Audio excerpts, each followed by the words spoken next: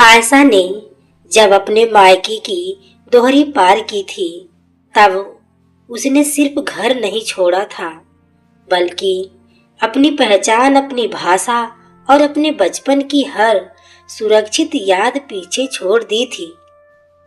उसकी माँ समीना ने विदाई के वक्त बेटी के सिर पर हाथ रखते हुए कहा था कि सरहदें बदलने से इंसान नहीं बदलता, लेकिन दुनिया अक्सर इंसान को बदलने पर मजबूर कर देती है। आयशा मुस्कुराती रही, क्योंकि उसे सिखाया गया था कि बेटी की आंखों में आंसू नहीं, सब्र दिखाई देना चाहिए, चाहे दिल भीतर से कितना ही डर क्यों ना रहा हो।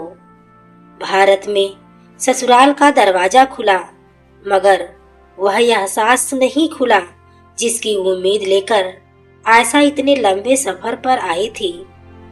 कमला देवी ने बहू को ऊपर से नीचे तक देखा और मन ही मन यह तय कर लिया कि यह लड़की सिर्फ बहू नहीं, एक सवाल बनकर आई है।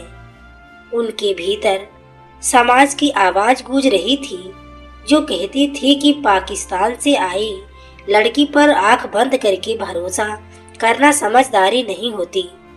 आयशा ने यह सब महसूस किया, लेकिन उसने अपने चेहरे पर कोई शिकायत नहीं आने दी, क्योंकि उसे पता था कि पहली हार अक्सर बोलने से होती है। पड़ोसी राहुल की निगाहें शुरू से अलग थी और उसकी बातें हर दिन इस शक को थोड़ा और मजबूत कर देती थी। वह बार बार कहता था कि आजकल देश से पहले घर को बचाना जरूरी होता है, क्योंकि भरोसा सबसे पहले टूटता है। अमित अपनी पत्नी से प्यार करता था, लेकिन माँ की उम्र और समाज की सोच के बीच उसका प्यार अक्सर कमजोर पड़ जाता था। वह चुप रहता था और उसकी यही चुप्पी आयशा के लिए सबसे भारी सजा बन जाती थी। रातों को आयशा छत पर बैठकर आसमान देखती थी और सोचती थी कि क्या उसी आसमान के नीचे उसकी माँ भी उसे याद कर रही होगी। फोन पर माँ की आवाज सुनकर उसका दिल भर आता था, क्योंकि सरहद ने माँ की बाहों को सिर्फ आवाज तक सीमित कर दिया था।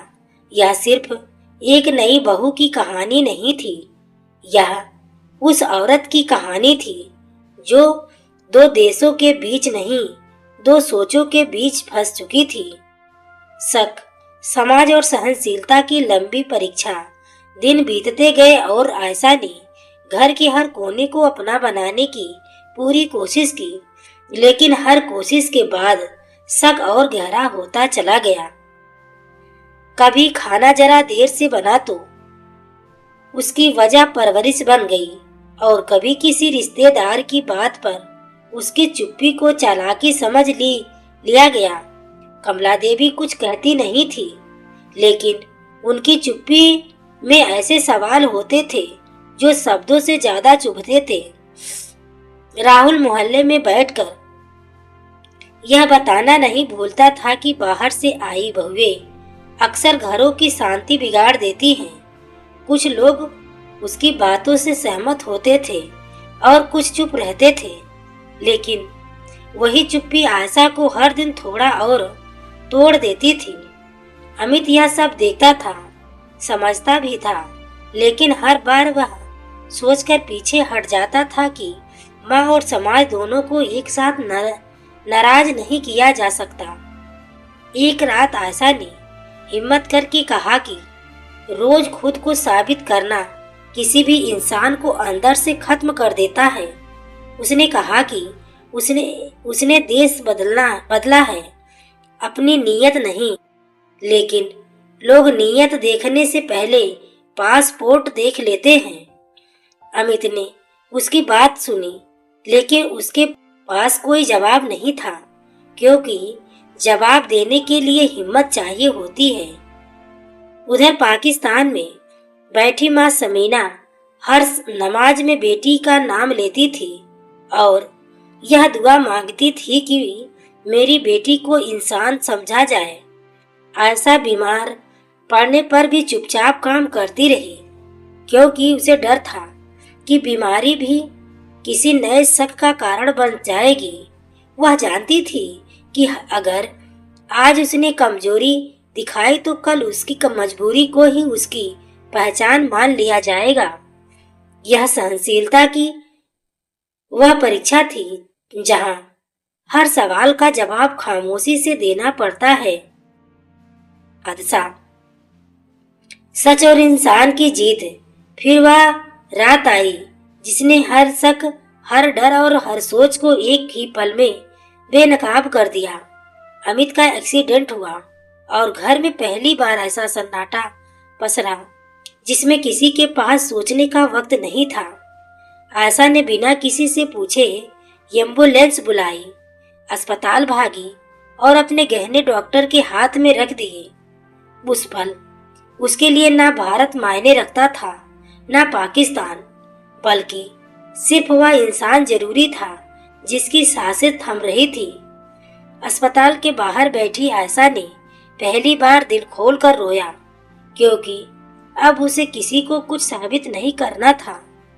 डॉक्टर ने बाहर आकर कहा कि अगर पत्नी समय पर ना लाती तो शायद अब कुछ भी संभव नहीं होता।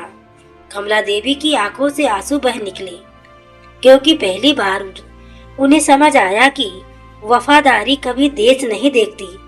वह घर लौटकर उन्होंने सबके सामने आयशा का हाथ थामा और कहा कि तू किसी सरहद से नहीं, मेरे दिल से आई है।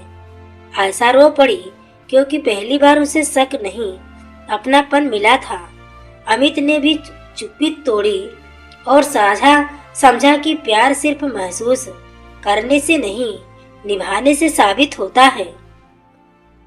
आज भी आयशा का मायका पाकिस्तान में है और ससुराल भारत में, लेकिन उसका दिल अब कहीं फंसा हुआ नहीं है, क्योंकि उसने सबको सिखा दिया कि इंसानियत किसी एक देश की जागीर नहीं होती।